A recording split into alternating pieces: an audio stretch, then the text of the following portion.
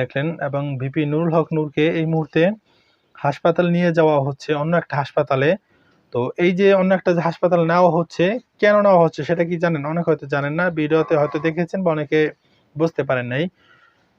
VP Nurul হক নূর ভাইকে অন্য হাসপাতালে নেওয়া হচ্ছে এইজন্য বা বের করে দেওয়া হচ্ছে এইজন্য তাকে ওখান থেকে রিলিজ করে দিয়েছে যে অন্য হাসপাতালে, এই হাসপাতালে জায়গা হবে না।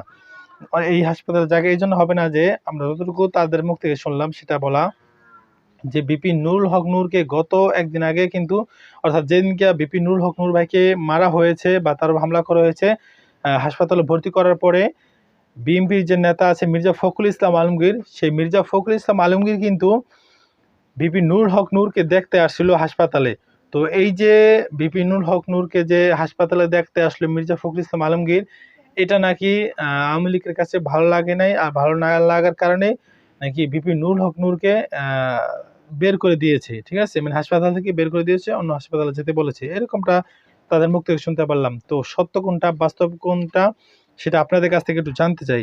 আপনারা যেটা বলবেন ওটা হইছে মূল কথা, বাস্তব কথা। যদি কোনো ভাই, কোনো বোন যদি এই বিষয়ে ভালো জেনে থাকেন, ভালো অভিজ্ঞতা থাকে তাহলে আপনাদেরকে অনুরোধ করে বলবো যে সেই বিষয়টা আমাদেরকে অবহিত করেন। আমরা এ বিষয় নিয়ে পরবর্তীতে আরেকটা ভিডিও বানানোর চেষ্টা করবো ইনশাআল্লাহ।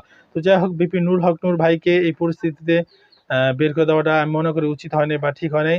তার অবস্থা খুবই ভয়াবহ। মানে আইসিইউতে কি জানি এ পর্যন্ত তাকে ভর্তি করা হয়েছিল। অনেকে বলছে যে বাঁচবে কিনা এটাই সন্দেহ।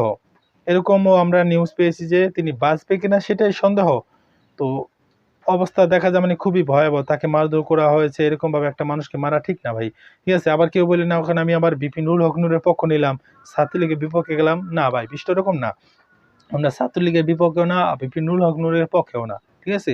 আমরা সত্য যেটা সেটা সবসময় বলার চেষ্টা করি। একটা মানুষকে মারা এভাবে ঠিক হয় না। এটা আমি মানে জাস্ট আমার থেকে বললাম। কিন্তু এদিকে ছাত্রলীগের ভাইদের আমি কখনো খারাপ জানি না। কেননা ছাত্রলীগের ভাইরা আজ পর্যন্ত কোনোদিন আমাদের সাথে খারাপ ব্যবহার করে নাই। তাহলে আমি কেন ছাত্রলীগের ভাইদেরকে খারাপ বলবো, খারাপ জানবো?